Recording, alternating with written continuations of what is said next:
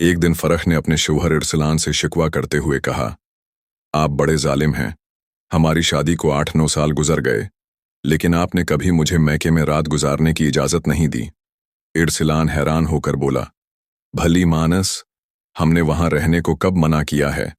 आप जाएं और जितना दिल चाहे वहां रहें। फरह खुश होकर बोली, ठीक है, फिर मैं अगले 2 दिन मैके ही रहूंगी। लेकिन आपका नाश्ता, आफस की तैयारी, दोपहर और रात का खाना कौन बनाएगा?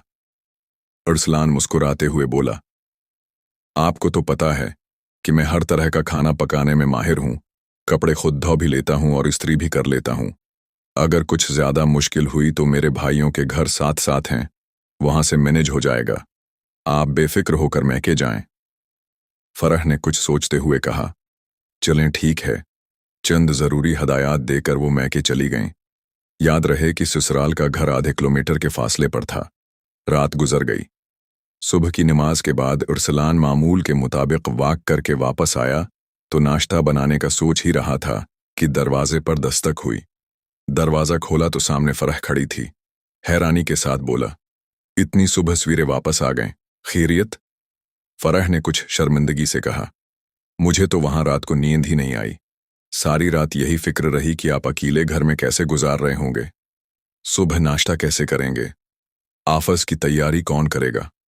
आपको तो अपने कपड़ों और जूतों का भी पता नहीं होता, लेकिन लगता है आपको मेरे बगैर कोई फर्क ही नहीं पड़ने वाला। कितने सुकून से मुस्कुरा रहे हैं और नाश्ता भी बना रहे हैं।